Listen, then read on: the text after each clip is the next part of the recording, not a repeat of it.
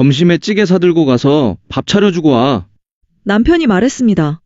김장을 앞두고 시댁에 다녀오라는 이야기였어요. 내가 가정부야? 제 입에서 나온 말이었습니다. 남편은 당황한 표정으로 저를 쳐다봤지만 저는 더 이상 참을 수가 없었어요. 안녕하세요. 저는 결혼 4년 차, 아이 없는 30대 초반 며느리입니다. 오늘 제 이야기를 꺼내는 이유는 단 하나입니다. 제가 정말 못된 며느리인지, 며느리로서의 도리를 다하지 못한 건지, 여러분의 의견이 듣고 싶어서입니다. 결혼 4년 동안 저는 정말 열심히 살았다고 생각했습니다. 명절마다 혼자 시댁에 가고, 김장도 가고, 가족 모임에도 빠지지 않았어요. 남편은 부모님과 함께 사업을 하고 있어서 휴무가 거의 없거든요. 그런데 지금 남편과 저는 김장 때문에 냉전 중입니다. 김장을 안 갔다는 이유로요. 이게 정말 제가 잘못한 걸까요? 아니면 제가 더 이상 참지 못한 게 당연한 걸까요? 처음부터 차근차근 말씀드리겠습니다. 결혼하고 1년쯤 됐을 때 직장을 그만뒀습니다. 1년 넘게 직장 내 괴롭힘을 당했는데 가해자가 사과를 거부했거든요. 남편도 그동안 열심히 일했으니 쉬어라고 했고 저는 그 말을 믿었습니다. 퇴사하고 6개월쯤 지났을 때였어요. 어느 날 오후 남편한테서 전화가 왔습니다. 여보, 지금 뭐해? 평소와 다른 조심스러운 목소리였어요. 응? 집에서 청소하고 있는데 왜? 어머니가 허리를 다치셨어. 병원 갔다 오셨는데 일주일 정도 움직이기 힘드시대. 어머, 그래? 많이 아프셔? 응. 그래서 말인데 너 시간 되지? 며칠만 가서 아버지 식사 좀 챙겨드릴 수 있어? 순간 머릿속이 복잡해졌습니다. 시아버지는 남편과 함께 일하시는데 점심은 밖에서 드시고 저녁만 집에서 드셨거든요. 매일 저녁 시댁을 가야 한다는 말이었습니다. 매일 가야 돼? 응, 어머니가 밥을 못 하시니까 저녁 시간만 가서 차려드리고 오면 돼. 저는 대답했습니다. 알았어, 다녀올게. 그렇게 일주일 동안 매일 저녁 5시쯤 시댁에 갔습니다. 장을 보고 밥을 짓고 반찬을 만들고 설거지까지 하고 왔어요. 그런데 일주일이 지나고 남편한테서 또 전화가 왔습니다. 어머니가 아직 힘드시대. 이번 주도 부탁해. 2주가 됐고 3주가 됐습니다. 한 달이 넘어갔어요. 저는 남편한테 조심스럽게 물었습니다. 어머님 이제 좀 괜찮으신가? 언제까지 내가 가야 돼? 남편이 잠시 침묵하다가 말했습니다. 여보, 당신 지금 집에 있잖아. 어차피 시간 많으니까 좀만 더 해줄 수 있지? 그 말이 가슴에 박혔습니다. 한 달 반쯤 시아버지 식사를 챙겨드리다가 어느 날 제가 감기에 걸렸어요. 열이 38도까지 올라서 일어나기도 힘들었습니다.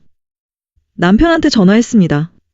여보, 나 오늘 감기 걸려서 못 갈 것 같아. 열도 많이 나고. 어떡해, 아버지 저녁은? 미안한데 오늘은 외식하시라고 하면 안 돼? 내가 진짜 힘들어.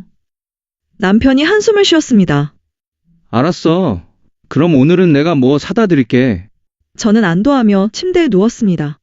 그런데 1시간쯤 지나서 시어머니한테서 전화가 왔어요.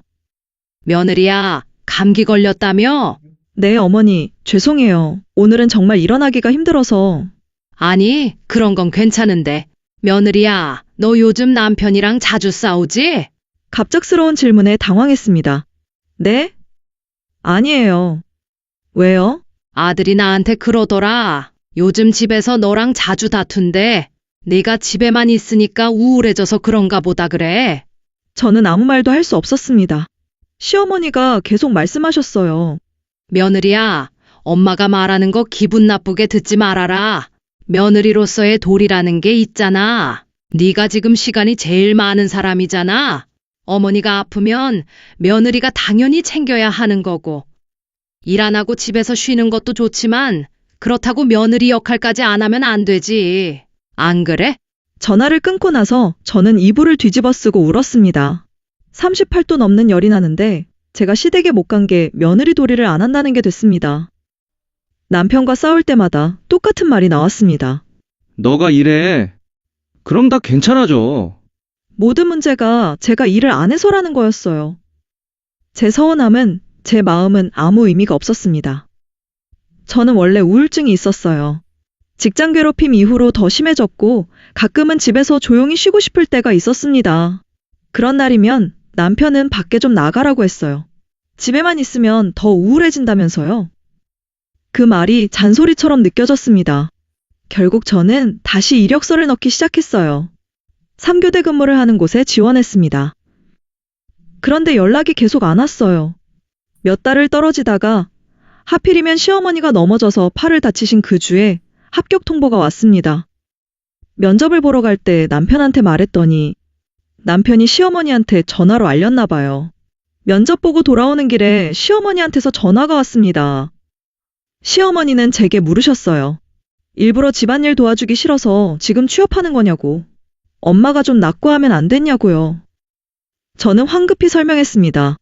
오빠랑 일 안 한다고 많이 싸웠고 이력서는 몇 달 전에 넣었던 거라고요. 어머니가 다치실 줄은 정말 몰랐다고요. 시어머니는 짧게 그래라고만 하셨습니다. 하지만 그 목소리에는 믿지 않는다는 게 느껴졌어요. 3교대 근무가 시작되고 2달쯤 지났을 때 시어머니 생신이 다가왔습니다. 저는 시누이한테 미리 연락했어요. 3개월 전부터 상의하자고, 못해도 1달 전에는 날짜를 알려달라고 했습니다. 근무 신청 기간이 있어서 미리 휴가를 내야 했거든요.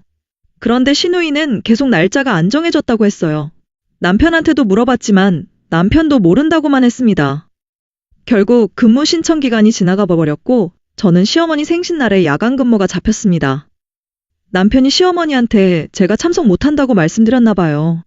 그날 밤 근무 중에 시어머니한테서 전화가 왔습니다. 엄마 생일인 거 알았냐? 네, 알았다고 대답했습니다. 알면서 왜 휴가 신청 안 했어? 제가 사정을 설명하려고 했지만 시어머니는 계속 말씀하셨어요. 다른 사람들이 며느리 안 왔다고 그러면 어쩌냐? 다른 사람이랑 근무 바꿔. 이미 근무표가 다 짜여진 상태라 바꾸기 어렵다고 죄송하다고 말씀드렸습니다. 하지만 시어머니는 들으려 하지 않으셨어요. 그리고 마지막에 이렇게 말씀하셨습니다. 아들이 엄마 생일 못 챙기면 이제부터 며느리인 너가 해라. 전화를 끊고 근무복 입은 채로 화장실에 가서 울었습니다. 제 아무리 상황을 설명해도 제가 미리 준비하려고 했던 것도 아무 의미가 없었습니다. 근무를 하면서도 명절과 김장은 빠지지 않고 갔습니다. 남편이 부모님과 일을 같이 하다 보니 휴무가 거의 없었거든요. 그래서 항상 저 혼자 시댁에 갔어요. 가족 식사 자리도 가끔 있는 친척 모임도 마찬가지였습니다. 시어머니 마음에는 안 들어 하셔도 저는 나름대로 최선을 다하고 있다고 생각했어요. 이번 추석도 그랬습니다. 남편은 회사 일이 있어서 못 가고 저만 전날부터 시댁에 가서 음식을 준비했습니다. 명절 음식을 만들면서 시어머니가 물으셨어요. 너희 부부가 요즘 자주 싸운다는데 왜 싸우는 것 같냐고요. 저는 솔직하게 말하기로 했습니다. 솔직히 부모님 이야기로 많이 싸운다고요? 말이 다르고 다른데 자꾸 제가 부모님한테 잘 못한다고 말하니까 그게 속상해서 싸운다고요. 그때 시어머니가 칼을 내려놓으시더니 저를 똑바로 쳐다보셨습니다.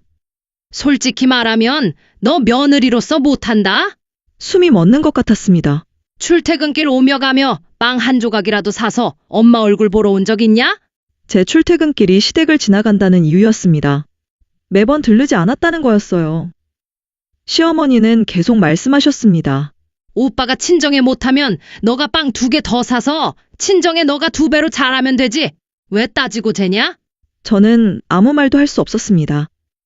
그동안 명절마다 혼자 가고 김장도 가고 근무 끝나고 지친 몸으로도 가족 모임에 갔던 게 다 소용없어진 기분이었어요. 제가 노력한 게 전부 무시당하는 느낌이었습니다. 음식을 다 만들고 시댁에서 나오는데 눈물이 계속 흘렀습니다. 차 안에서 한참을 울고 나서야 집으로 돌아갈 수 있었어요. 추석 이후로 시댁에 가는 게 너무 힘들었습니다. 남편한테는 자세히 말하지 않았어요. 말하면 또 싸울 것 같아서 그냥 상처받았다고만 했습니다. 남편이 가끔 맛있는 거 사들고 가서 엄마 보고 와 라고 했지만 저는 이제 그게 어려울 것 같다고 대답했어요. 그러던 어느 날 김장철이 다가왔습니다. 남편이 말했습니다. 이번 주 토요일에 김장한대. 점심에 찌개 사들고 가서 밥 차려드리고 와. 그 순간 머릿속이 하얘졌습니다. 밥 차려드리고 와. 이 말이 제게는 가정부 취급으로 들렸습니다. 제가 무슨 말이 그러냐고 했더니 남편은 뭐가 문제냐는 듯 쳐다봤어요. 저는 가지 않겠다고 했습니다. 며칠 뒤 남편이 다시 말을 꺼냈습니다.